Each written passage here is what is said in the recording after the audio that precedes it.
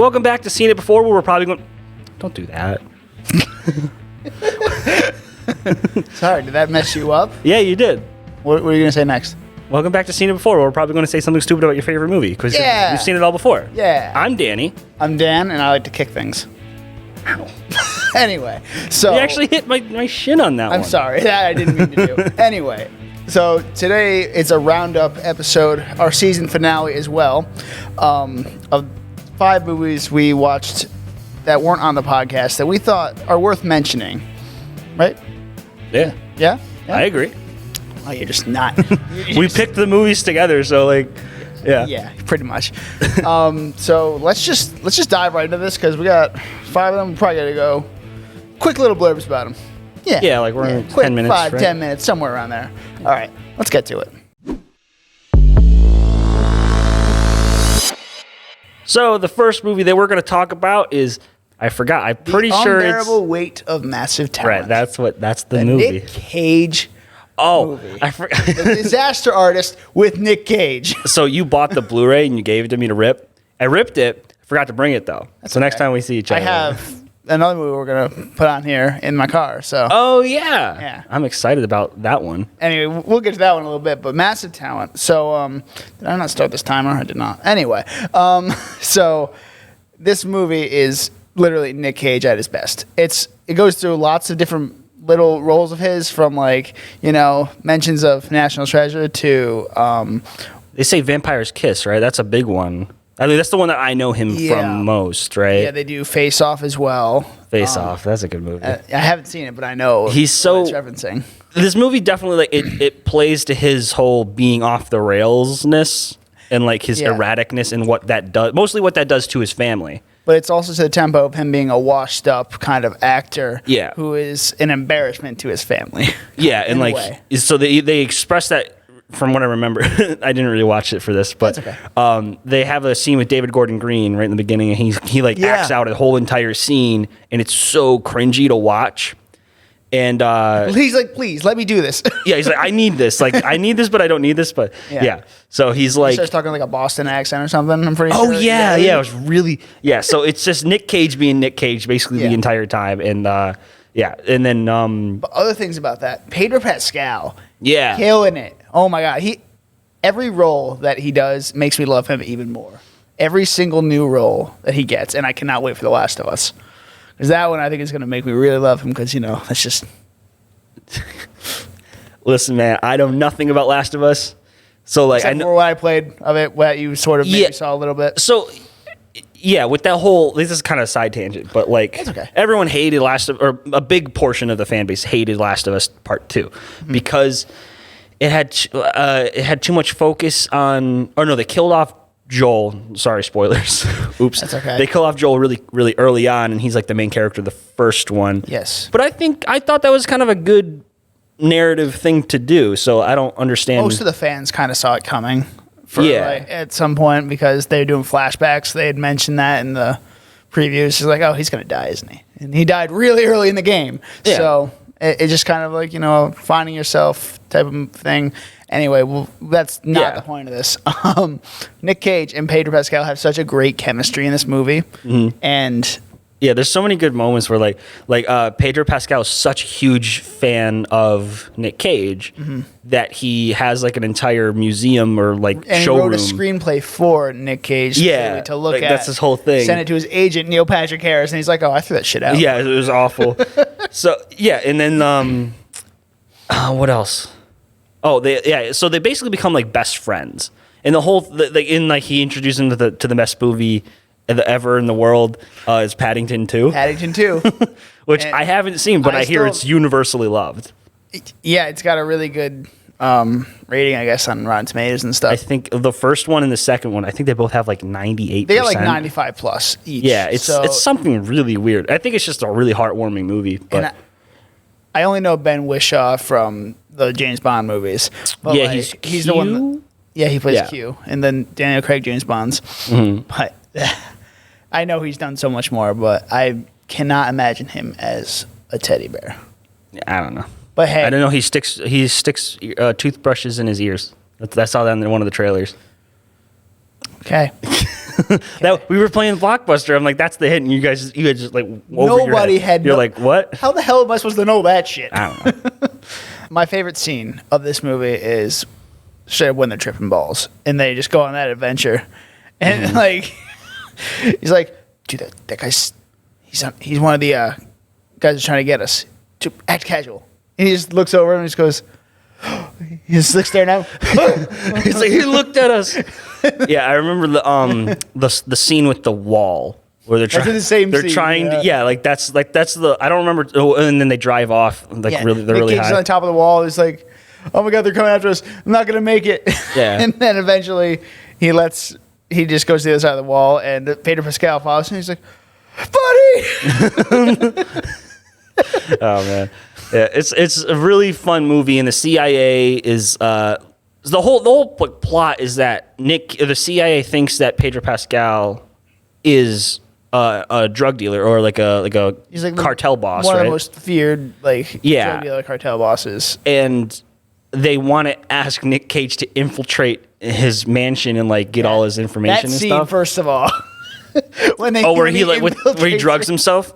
Yeah, when he's like, yeah, as soon as you put this on somebody, you have like 2 or 3 minutes before Yeah, you and become. then he like wipes some sweat off his you head. know, he's like, oh. He's like, I just did it. And then he slapped himself Yeah. at one point too. I was like, my Yeah, God. yeah. So that's why you don't like give an actor like to do a spy mission. That's It's just so like rule funny, number one, man. guys. What are you doing? It's so funny. Yeah, I thought it was a really genuinely like it was a really fun movie. And Nick Cage makes out with himself in it. Oh my God, I forgot it. I didn't even write that down. And that whole scene, it's just he does a Nick Cage thing. fucking Cage. Woo! Yeah, Yeah, that thing. exactly There's like one that. of that, And yeah. I don't know. He's very much Nick Cage in this Yeah. movie, and he's He's Nick fucking Cage. yeah, he's Nick fucking Cage. So yeah, and I like the story that they added in an actual story with his family. Like he redeems himself in his daughter's eyes, Yeah, and then it turns know. out to make it into a movie. which of course you do because yeah. It was good, man. Like again, the disaster artist with like a spy thriller espionage thing in it. That's like what the Yeah. movie is, or like reverse disaster artist because he's like washed up. Yeah. Anyway, but yeah, I give this movie. It's straight up 85. It's just a fun movie. It's Yeah. really, it's well done, and it's got heart in it. It's got action. It's got comedy. It's got everything you want in a movie. Honestly, a little bit of everything. Yeah. I would agree. Like maybe like 82. 82. Because like I'm not gonna go back to it really watch it again. I don't think. I think it's perfectly fine. Watch it if you want. But it's nothing I'm gonna like timelessly watch over and over and over again. It's like a background movie to me. It's like something I'll put on when I'm like just hanging out or whatever. And it's like, oh, I'll tune in for a few scenes because like they're just so good. What's the next movie? Moving on to our next movie. It's one I did not want to see at all because I have a vendetta against the actor. Oh yeah. Yeah. So the second one is Top Gun Maverick. And I convinced him to watch this one, and He did. I was surprised myself. I was just blown away because like I thought the first Top Gun was just like it's basically just an advertisement for the 80s, like, oh, we're so cool, fighter jet, and there's no real antagonist in that movie, I don't think. It's all just about getting to know these guys in the air or the Navy. Yeah. And it's but the second one is like they're like, okay, how do we do like a Lego sequel correctly? Because like the only one I've seen done well was like maybe Creed, Star Wars. No, not Star Wars. I had a good. I don't want to get into that. Okay, I'm But, sorry. I had to say it. All right. Yeah, but no, this one is it's unapologetically just itself, and it's just here to entertain you. And that's what that's what I loved about Tom Cruise. He does that with his Mission Impossible movies, and He goes above and beyond. His goal is to entertain Higher, the faster, audience. further, baby. Wait, what? I said higher, faster, further, baby. Yeah, basically. I thought you'd kill me for saying that. Okay. Wait, what's that from? Captain Marvel. Oh, Oh. that's how forgettable that movie is. Anyway, yeah, this movie, I still have not seen the first Top Gun, even ever since watching the second one. That's how much you don't need to really watch it. You just need to know that. You just need to know that the first one dies? happened. Is it Iceman dies? Goose dies in the first one, and then Iceman and about Maverick have like a rivalry, and they become friends. Almost all practical effects in this movie. And Yes. It's crazy. Tom Cruise, ever since like the Mission Impossible movie started, he does all of his own stunts. He does like everything except sex scenes. I don't blame him for that because you know you don't want to. It's really awkward with your coast. Like I can't imagine doing like a sex scene with like anyone. You know. No, kidding. Or else. Unless no. But yeah, it's Tom Cruise. I just appreciate him. He's like the only guy doing shit like for the purpose of what I believe movies should be made for, just to entertain you and just to tell a good story. Maybe the Rock, Dwayne Not Johnson. all of Mission Impossible movies have a good story. You're right. I mean, Mission Impossible 2 is kind of like. But Ghost Protocol, that one's pretty good. Yeah, dude, they've been on a really good run with those movies. Ghost Protocol, Rogue Nation, and what's the last one? Rogue Nation hasn't even come out yet. Rogue Nation's the fifth one. Came out in 2015. That was the new one called Dead Reckoning is the new one. Dead Reckoning. Yeah. Shows so much. So I'm excited for that one. Though. So yeah, Tom Cruise. You know, it's Scientology. Whatever. It's there. You know, but it's not. And I don't know. He's not trying to preach to you. He's not trying to give you his opinions about anything. Yeah, he jumped. Yeah, he's not. He's not trying to be like Scientology is where it's at. You know, he's just trying to. He's just doing his thing. Yeah, he is. And I really appreciate that. And you know, he does a good job of it because he puts all this work into it and it pays off, especially in this movie. Like all the fighter jet scenes, even Miles Teller, I'm pretty sure did some of them as well himself. I think all the actors did all their stunts. Well, they were like in the pilot or in the cockpit with an actual pilot. Yeah. And they were, so most of those scenes inside the cockpit are real. Most of them, yeah. Not of course not like the blowing up scenes and like the really like intense action scenes. Those aren't real. Those are CGI. But even the CGI is really good. It's really well done. You really can't tell. But again, the thing with this one is there's not much of a story. It really is just a training mission they're prepping for, and yes, that's really all it is. You're right. It lives and dies on its characters, and I think that's what drew me in. Like I didn't give a shit about Goose in the first one, but I care so much about Rooster, his son. Yep. Because Miles Teller kills it. Yeah, he does a great job. And like Miles Teller, like, you know, we talked a lot about Whiplash. I think he's a little underrated in that one where like J.K. Simmons steals the show in that movie. But Miles Teller does a really good job.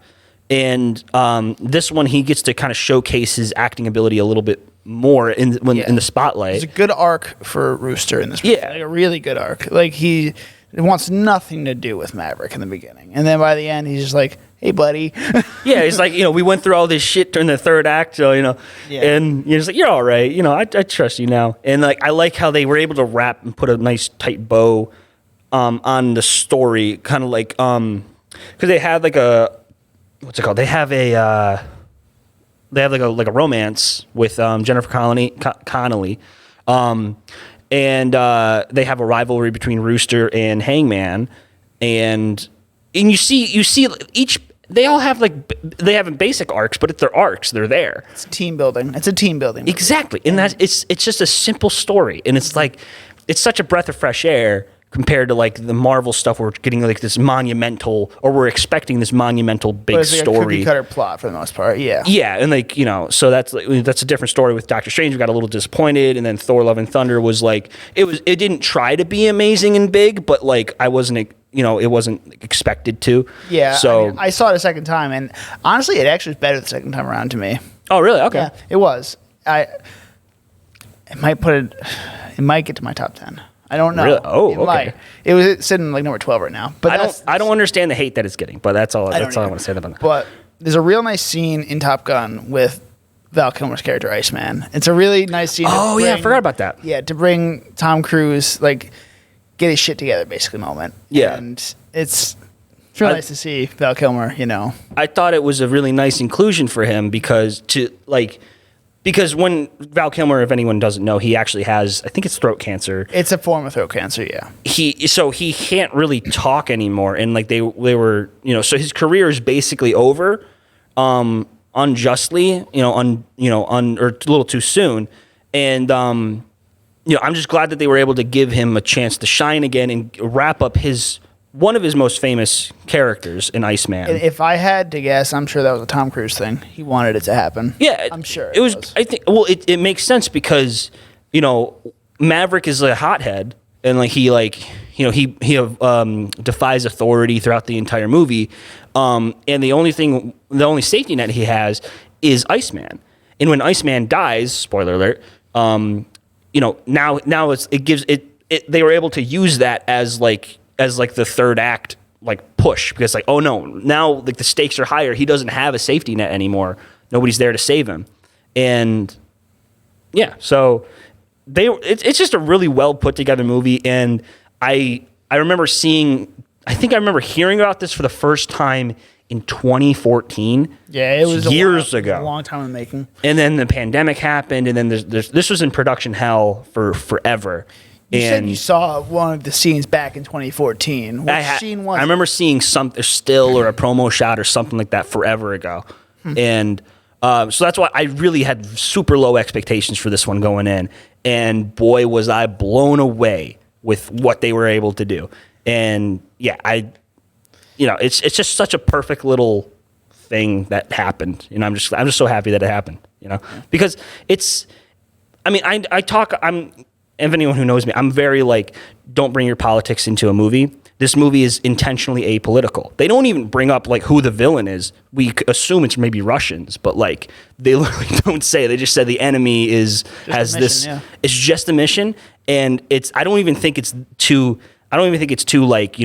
pro the Navy or anything like that. I think it's just these characters doing what they're doing, and it's just really cool. Yeah. What do you give it? Oh, geez. Honestly, I think I give it a 93. I really enjoyed it. I went back a second time, and I have it pre-ordered right now. I'm gonna watch it I'm gonna watch it a lot. I liked the movie a lot. Yeah. So yeah. I think.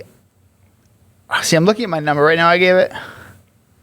Yeah, I'm gonna stick with it. It's an 88. It was a very, very good movie. Yeah. I do want to go back to it and watch it again at a little closer, but I think it's one of the better movies of the year for sure. Would it be better if Tom Cruise wasn't in it? I don't know. I'm just curious. I don't know, because I know you personally because we each get a free pass. I hate Meryl Streep. You hate Tom Cruise. It's cool. So if I bet you if a Meryl Streep performance was replaced with somebody else, I'd like it a little more, just because I don't like her. So I get that. Except for Devil Wears Prada. Devil Wears Prada, she's good in that. Yeah.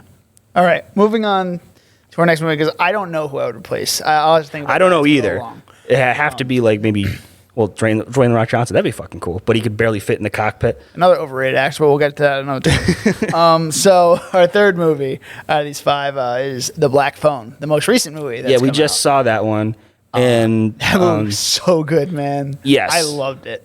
I loved it too. It's kind of a breath of fresh air too. Yeah, it's very much it's very much built. Scott Derrickson kind of has the ability to. He's the director, by the way. He has the ability to kind of take these sort of maybe dumb seeming movies. Sinister seemed like just another dumb jump scare or horror movie, but it was actually really creepy. And so I knew going in, I had some faith in Scott Derrickson because I've seen Doctor Strange, I've seen Sinister. And speaking of Doctor Strange, this is the movie he left Doctor Strange in the Multiverse of Madness for. Because they would have creative differences, and then Scott Derrickson was like, "Fuck you guys, I'm gonna go back to my roots." And he did. Boy, did he! Yeah, Black Phone, man. It's Ethan Hawke is really creepy as the grabber, and I like how he doesn't really have an ego about himself in this movie, because we don't actually see a clear shot of his face until the end of the movie. Yeah, no, he covers his mask, either half of his face or a full mask the whole time, and they're different masks, which I like that. Yeah, he has a different mouthpiece for how he's feeling in whatever scene. So if he's happy, or he's just oh, I got this kid locked in my basement, he's like, I'm happy now. But if he's the kid is fighting back, he's I'm grumpy now. So it's really it's really menacing. menacing, and I liked the kid actors, especially the sister. Yeah, she was really good. I was gonna write down their names. Madeline something. Yeah, Madeline something. Hold on. And then Finney was good too. Yeah, Madeline McGraw and Mason Thomas. Yeah, they're Thames, whatever. They're gonna go somewhere. I can already feel it because they're like we were talking about this with the Obi-Wan show. I didn't love whoever played Leia too much, and I'm like thinking we're in an era where we have actors like in Stranger Things, Sadie Sink, Millie Bobby Brown, Caleb McLaughlin. There's great child actors now. There's another one we're gonna talk about in our next movie, but we'll get to that too. Yes. Yeah. I know what you're talking about. Yeah. So we're in an era like that, and I'm glad to see that like it was Obi-Wan Kenobi was just a fluke, I guess, because there are really good child actors, especially. I don't think Leia was that bad, but we're not gonna get into that. It's really Star Wars. Again, Star Wars is a hot button issue with us, so like we're not even gonna get into that right now. But yeah, like it's all the kids blew me away. I think the only one who was a little weak was like the angry kid. The one with the older one? The one who's just like, it's time, motherfucker. Oh, the older one, yeah. Yeah, the older. I thought he was a little like, but he's not really a big part of the movie.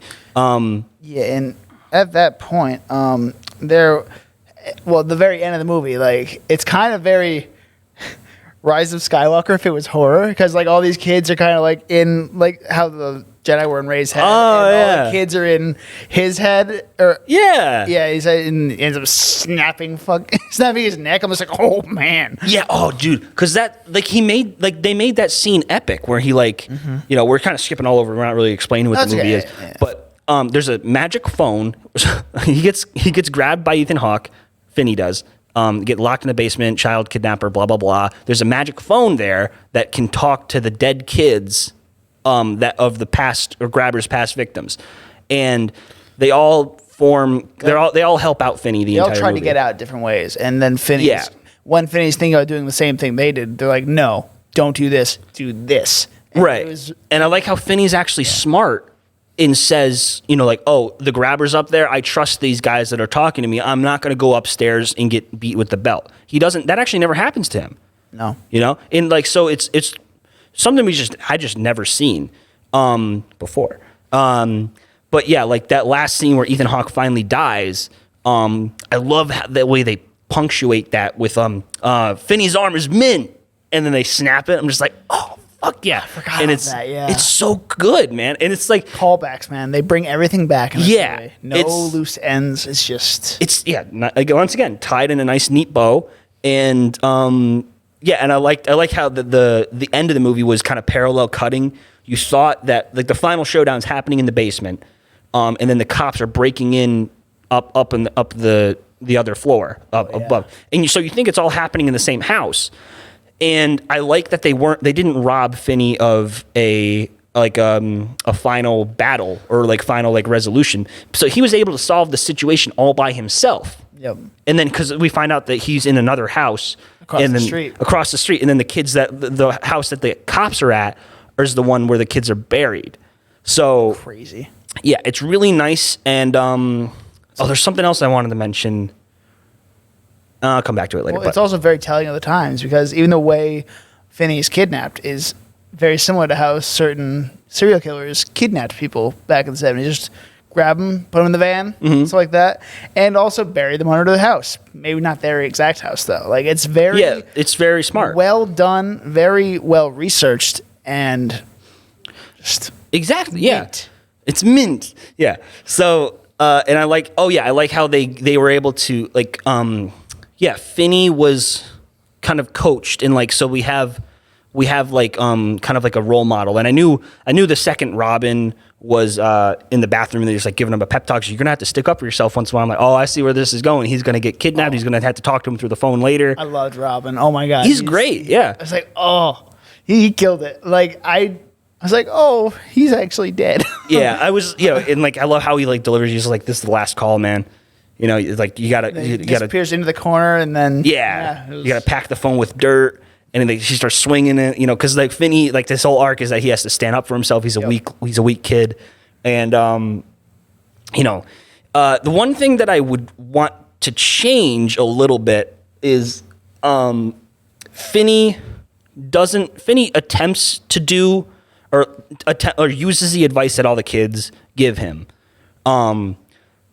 But he kind of like, instead of it building on itself or like building to like a grand escape plan, he just tries a bunch of different things and fails like they all did. Yeah. And then he ends up finding a solution all on his own. So it's like at the same time, I like that the kids were there, but like what they didn't really add to like what he was doing. So like there was no real value that they gave to him other than just a pep talk.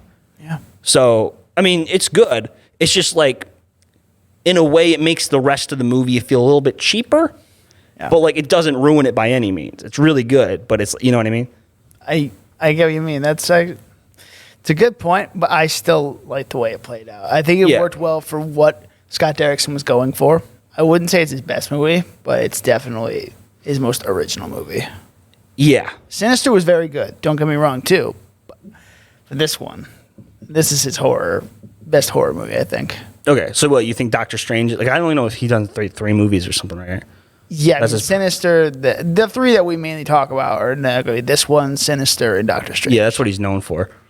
He's done some other ones that are questionable, but I haven't seen them, so. I mean, I may have. Did he do Sinister 2? Because that one sucked. I don't know. I don't think he did. I hope he didn't, because that would be a real stain on his career. Oh, he wrote it? Oh, he wrote it. Oh, that's not good. That isn't good. Anyway, what I give this movie, it's also the same as Massive Talent. It's an 85. I love this movie, but there are better movies that have come out this year. But this one, definitely the most original. This is my favorite horror movie of the year by far. Yeah, so far. I haven't seen any other horror movies to even mention, I don't think. I guess we'll probably get more in Texas October. Chainsaw. Ugh. Yeah. That was bad. That was just a bad movie. Yeah, I'm going to give this one an 88. I really like kind of weird concept movies, horror movies. Yeah. And it was just, yeah, it has no right to be that as good as it is. You know, it could have been so much worse. But I mean that in like a praise. No, 100%. 100%. Yeah. Moving on to our fourth movie. We talked about kid actors a little bit ago. This next one, I think, is going to be a breakout kid actor. Walker Scobell in The Adam Project. Yes. Oh my God. He is Ryan Reynolds as a kid. Yes. Yeah. I mean, I hope he's not one note.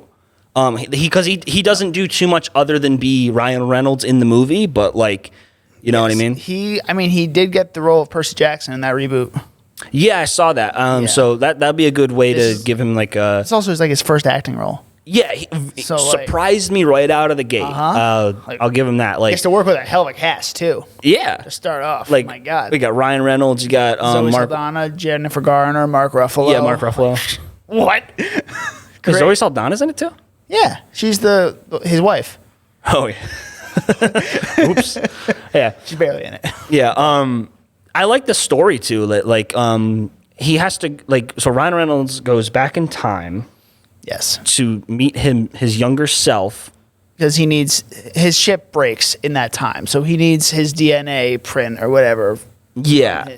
And his dad is like the engineer for how time travel works. Yes. And there's a lot of I remember one really good scene with his Ryan Reynolds with Jennifer Garner in the bar. Mm-hmm. And he's just like Jennifer Garner plays his mother. Yeah. And he's like letting her know that, like, you know, he doesn't like talking about himself as a young kid, but she's talking about her son, if that makes sense. Ryan Reynolds is comforting her, saying, like, you know, he still loves you, and like, you know, he forgives you and everything. Ryan Reynolds having an arc in a movie? Why? Wow, this is crazy. And, you know, in the last 7 years, Ryan Reynolds actually like doesn't have to be the goofy kind of like nonchalant guy in this movie. He can play different stuff, you know? He can still have it, but like it shouldn't define him, and it doesn't in this movie, and I love that. He breaks out a little bit in different territory, and I'm glad, because that's like the main criticism that like he gets, and like he's not like a great thespian. He's a great actor I'm sure he's a great guy and everything. It's not like an amazing story. It's nothing like really special. It's a fun movie. You don't have to overthink it. It's just one of those movies you just sit down and watch. Sean Levy directed it. That's something I want to bring up. This is the second Sean Levy movie in the past year that has surprised me. First being Free Guy. And At this point, you shouldn't be surprised because he's like the director of Stranger Things. some of Stranger Things. He doesn't do all of Stranger Yeah. Things. He's a big part of it. He's though. a big part of shaping the young actors in Stranger Things as well, for sure. Him and the Duffer Brothers, my God, I can't wait to see what else they do in the future because Yeah, it's gonna. I mean, we already talked about season 4. I think is definitely the best season of Stranger Things so far, and I'm so excited for season 5. Like it revived my expectations for the show now. So which could be a good and a really bad thing. yes, So- because they're running into a Game of Thrones situation right now where don't like say that. if they drop the ball and everyone that we posted, like I want to talk some. There was a TikTok that we posted about the ending of Stranger Things and how it would be bad that they end in a D&D campaign. And we both hated it, but like a lot of people are saying like, oh, what's wrong with that? That would be a good idea. It's a cop-out. It's a cop-out. It would ruin, it's all a dream. It would ruin the expectations and like the entire arc of the show. There's a reason you don't see it. Yeah, like there's a reason why, it's such a dumb twist. And like, I don't know. Everyone has their own opinion, and a lot of people seem to like that ending. I do not see any possible way it could No. be good. No. Don't think like that. That's bad. No, I'm just joking. But everyone's entitled to their opinion. But yeah, anyway. That was a weird tangent. But Adam Project, really good, really fun. It was like it's a little bit lesser than Free Guy for me, but Yeah, this is not. This is probably the worst of the 5 that we have, but it's got potential for the future of the actors and their careers, like all of them, the actors and the crew, and just everyone involved in that movie. I mean, maybe it's not Jennifer Garner and Mark Ruffalo, but yeah, they're pretty well established. Do you know the theory that Mark Ruffalo 13 going on 30? Yeah. Oh, God. I thought that was kind of cool. That kind of cool theory where Mark Ruffalo and Jennifer Garner starred in 13 going on 30 where they have like have like an arc for their relationship and romance and stuff. And then this is the sequel to that movie and they have a kid and then it involves time travel and I think it's kind of cool. They have different names though, so it doesn't work I think out it's just perfectly. happenstance, man. I think it's pretty cool. I think it's happenstance. It's in my head canon. It's true. So All right, well, I give this movie an 81. It's still a very fun movie. It's nothing really bad about it, but not too much substance. yeah, I'm gonna give it an 81 too. Wow, how original. I know, man, I can't copy you. But yeah, it's just there. It's a fun thing. It's very much a background movie for me. I'm probably not going to come back to it just like Unbearable Weight, Massive Talent. Probably not going to come back to it too much. But yeah, I had fun watching it. So One movie we're both going to come back to, I think a lot, is our very final movie, Everything Everywhere All at Once. yes, I am really mad we didn't do a full podcast on this one because there's so much to unpack in this. It's the multiverse of madness we deserved, yeah. but didn't get. And Leave it up to like the Daniels. I was worried about like it's funny because we're the Daniels, but I didn't like their first big movie, Swiss Army Man. I haven't seen it. I thought it was they're known for being outlandish, but like Swiss Army Man just didn't do it for me. It was way out there. This one's a little more brought to like the center of sensibilities and stuff, and so it tells the story of. What is her name? Michelle Yeoh? Michelle Yeoh, yeah. I don't know her character name. She is basically it's just like her origin story for being like the worst well off or the least well off in like the multiverse of like she's the worst version of herself. Yeah. And Evelyn's her name. Evelyn. And she owns a laundromat with her husband and who's a goof and kind of a fuck up, but you know what? Yeah, He's a goofball. he wants he wants a divorce, right? Yeah. He played Short Round in Short Round, and he was also in the Goonies and stuff. Yeah. And interesting thing about him, he actually he stopped acting for like 20, 30 years because he wasn't getting any roles because he didn't see too much Asian representation and stuff, and that's a big thing that he cites, that he wasn't able to get a job. And now I'm glad that he's back because he fucking nailed it as He did. I just closed out the app. what's his name? Oh, it's like Closed out the app, man. is like some weird like W name, but yeah, Keep talking. I'll look it up. I don't know. He was really good, and like he's kind of like Evelyn's guide through the multiverse, like explaining, like he's the exposition tool explaining us. It says Waymond. Waymond, yeah. Yeah. Yeah, I thought it was Raymond, and like, but it's Waymond. So, he's basically telling Evelyn how the multiverse works, and like, teaching her like the weird ways to like unlock powers and like stuff in the multiverse. So you have to do something random in order to unlock that, because that will set off a number of events leading to you learning that skill. Yeah. It's really interesting, and It's like really a skill tree, but like Yeah. kind of in a weird way. it's like you have to eat chapstick, or you have to like smell somebody's armpit, or like have a dildo fight. have a dildo fight. Yep. Dude, that was It's- the most unexpected thing. I had heard that was in the movie. I didn't believe it. I'm like, no way. It's so that's where the wackiness and outlandishness comes in from the Daniels. But it doesn't take away from the genuine like heartwarming story that they're telling. Yeah. And like, yeah, it's all about, improving yourself. And like, I love that line. Because they go through a bunch of different universes, of course, and they're all playing different characters. And I like the one scene where like, or the one universe where she's an actress. Oh yeah. And Waymond is like, they didn't end up not getting together, and they both ended up being the best on paper, best versions of themselves. But then Waymond says this line, he's just like, I would have been happy just sitting at the laundromat and doing taxes with you all day if it meant that we were together. I love you in every universe. Yeah, that's the heart that we were looking for in Multiverse of Madness that this one really delivered on. And like it's just really interesting to see. And it's like another Hollywood movie with like Armageddon and Deep Impact. So two multiverse movies in the same span of like a month or two in the same year. Yeah. And one of them is clearly better. So And we also forget Jamie Lee Curtis is in this movie. Jamie Lee Curtis, oh my fucking God, she fucking nails it. Wait, what? Oh, with the look at the sausage finger thing. the hot dog fingers. She's like, dude, So weird, but so just it shows different versions of yourselves, and it shows the multiverse in a really cool way.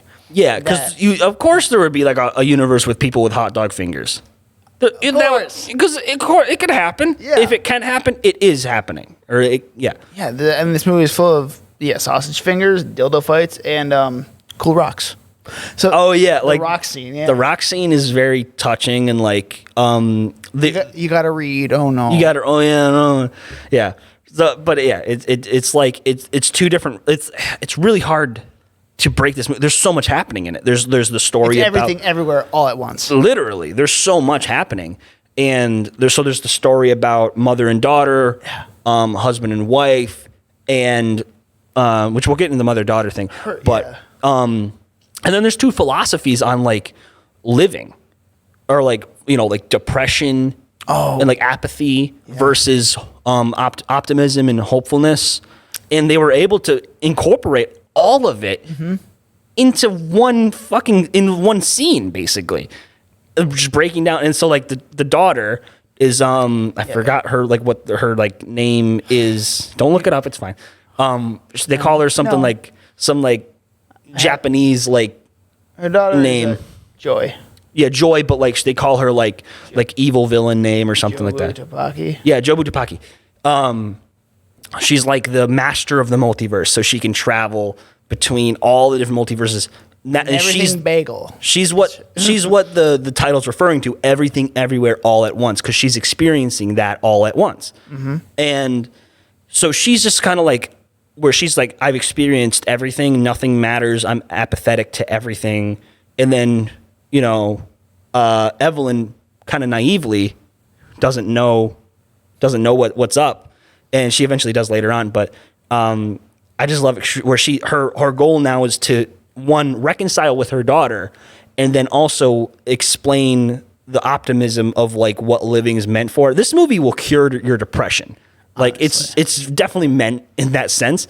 Yeah. If this movie doesn't win anything next year, I don't know what the Academy's thinking if they don't nominate this or give it anything, Seriously, like this movie is my favorite of the year so far. Hands down my favorite of the year so far. And my favorite scene though, the butt plug scene. Oh, where he like falls on it, Dude, Yeah, he like jumps. He's like, ah. yeah, But it gives him another power too. yeah. And then he's fighting.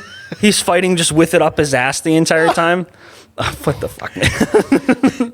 I wanted to watch this movie again before we talked about it. Yeah. I didn't get a chance to, but like, goddamn. Yeah, and if you guys haven't seen this movie, you have no idea what we're talking about. Like that can tell you the range of like things that happen in this movie, but they still all work in tandem together. It's genuinely like I think it's an anomaly of a movie. We're never going to see anything like it again. I don't think. 100% no. And if we do, that it would be an actual miracle. But like, damn, dude, this is like. The Daniels killed it.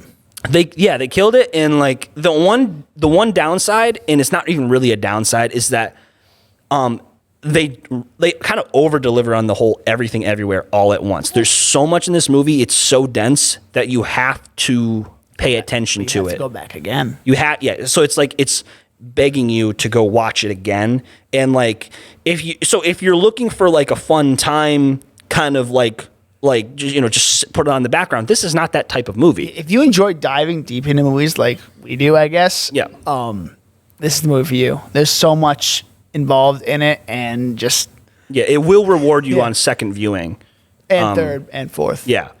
So it's definitely like it is one of the best of the year. It might be the best of the year. We'll have to see for the second half. Straight up the best of the year. Yeah. I don't care what else comes out the rest of this year. I think this one's gonna stay there. I don't think it's moving. It's really fucking good. There's not much I'm really excited for the rest of this year. I don't. Well, I'm excited for Halloween Ends, but that's just because my fanboy is speaking to me. Let's get into that in just a second. What do you give this movie?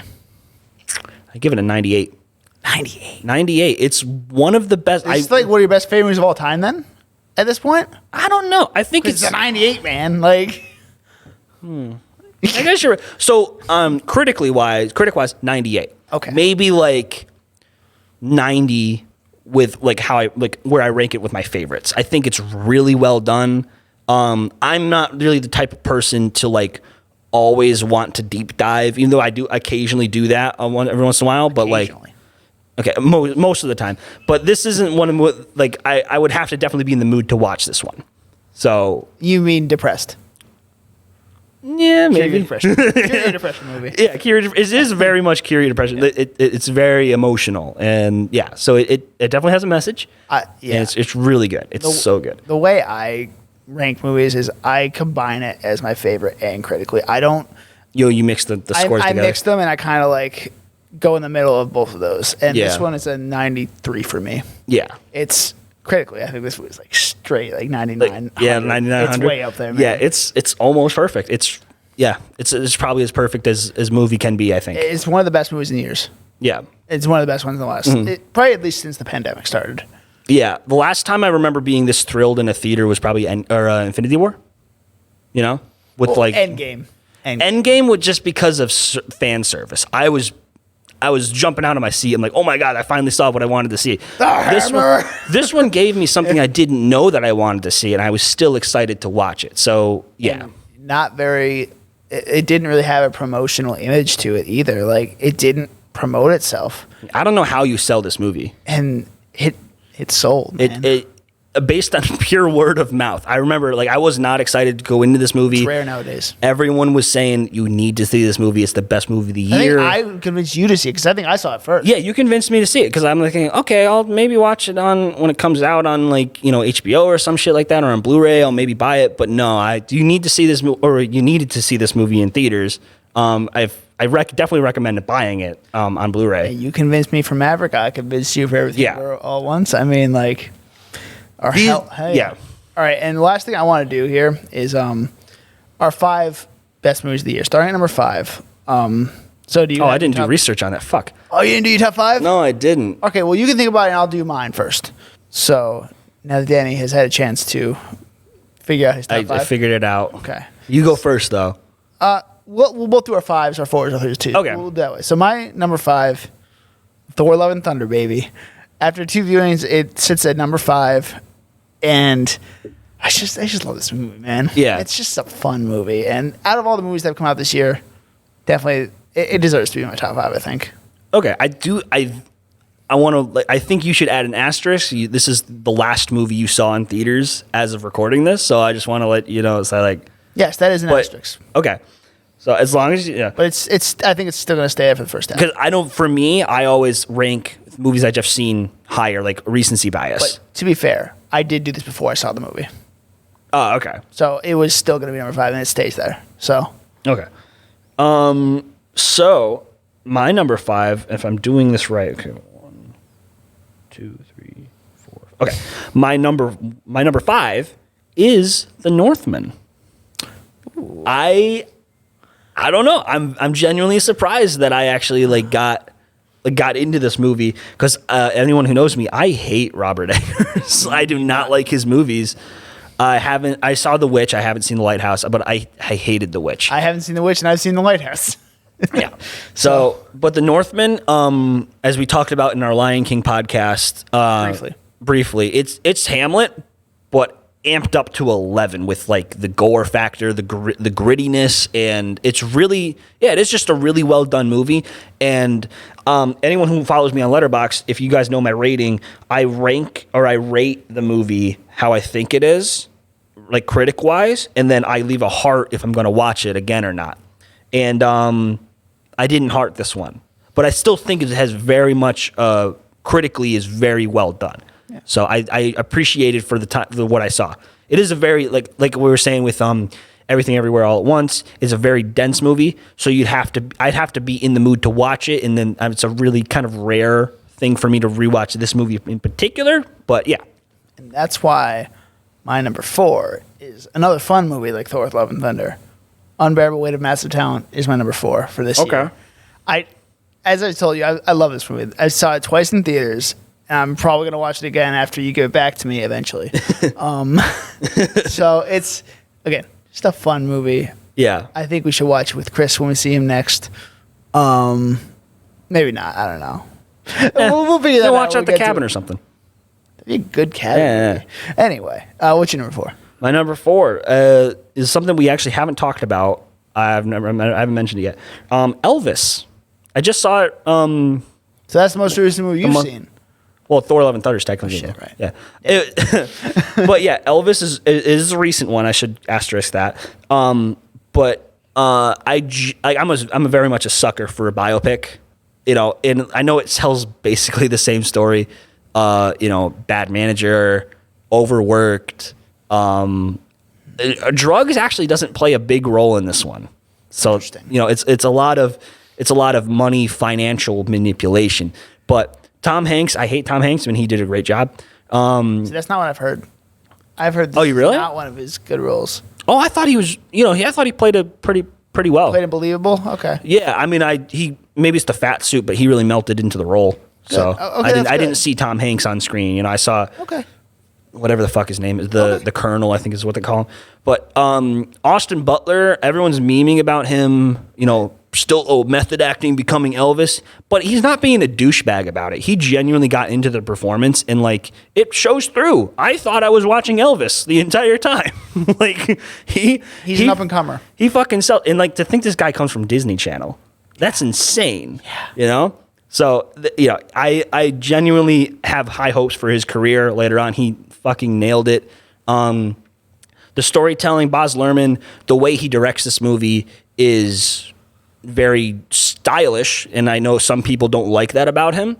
But the way that they edit this, and the way that they kind of, at least in the beginning, they take a little bit to get to the reveal of Elvis himself, because he's so mystical and but you really see care was brought into the telling the story of Elvis. They don't mention how exactly he died, because that's another funny way to die, where he died on the toilet. He was backed up with constipation for 4 years or something worth of food and shit like that. It was something crazy, or 4 months of, he didn't take a shit in 4 months, and that's how he died, which is unfortunate, a little embarrassing. But I'm glad that they delicately sidestepped that, because that kind of ruins the message of the movie. Yeah. So what is the message of the movie? It's be who you are, of course, and watch out for fucking music managers. Don't trust that. Don't trust anyone. Don't trust anyone. Yeah, Well, maybe not anyone. But Like it's celebrating Elvis as for what he gave to everybody, and that's what I think. Like maybe if they do a Michael Jackson movie, they're going to do something similar in that sense, like the gift of like his music and like what he stood for and everything. Because he was like really in the movie, they really harp on like his civil rights stuff, and so I really liked the movie. It's really good. not a fan of the way you said Michael Jackson there, but okay. King of Pop. Just saying. Don't watch Finding Neverland. Oh well, yeah. Anyway, Forgot about that one. don't watch it. Yeah. Anyway, so my number 3, another one we talked about already, Top Gun Maverick. Really? Yes. Ooh, That okay. made my top 5. It just because of the practical effects and pretty basic story, but the way they came together as a team, the way it was directed, and just all the things this movie had to go through to actually get made just is kind of made it for me. And Miles Teller killed it. Yeah. Tom Cruise, okay. But I did like him in this movie. One of the few rare and far in between movies I like Tom Cruise in. So, I'll take it. yeah. What's your number 3? My number 3 is The Batman. Okay. It's super long, but I think it's one of the best Batman movies that's ever been made. I like that it's a little bit of a different take on Batman, The Dark Knight. Like he's year 2, so he knows. So it's not like we have to watch an origin story, but we still see like the best elements of an origin story where he's still kind of learning and stuff. And this is more or less an origin story for Bruce Wayne instead of Batman, which I thought was a nice twist on it. We finally get to see the Riddler. A little blurred the lines between Joker and the Riddler there, but I always thought they were kind of similar characters anyway. And yeah, I liked. I said a criticism in the actual podcast that we did that like what about this rich boy who knows karate and dresses as a bat makes him a great detective, but taking the leap of like that is what Batman is. I like that they went down the detective route finally that we haven't seen. We haven't seen it all except for video games. That's the only time we've seen it. Yeah, And it's cool to see it brought to life. yeah, finally, yeah. So it's my number 3. So it's a really good movie. Yeah. My number 2 is The Batman. Yeah. Ironically. Yeah, all the stuff you just said, for sure. Pattinson killed it. If we get a second movie and it's just as good, he might be the best Batman we've gotten. Yeah. If the second movie follows up just as well, I honestly don't he hold. could overtake Christian Bale for me. I don't even know who the best Batman is right now. Yeah. I don't hold that. Like no actor's really blown me away the way that Robert Pattinson has as the portrayal of it. Yeah, like there's goofy shit about Christian Bale. I guess he's the kind of best one by default because no one else really like. Ben Affleck was good, but He looked the part. He just didn't act the part. I didn't think. well, he wasn't Bruce Wayne.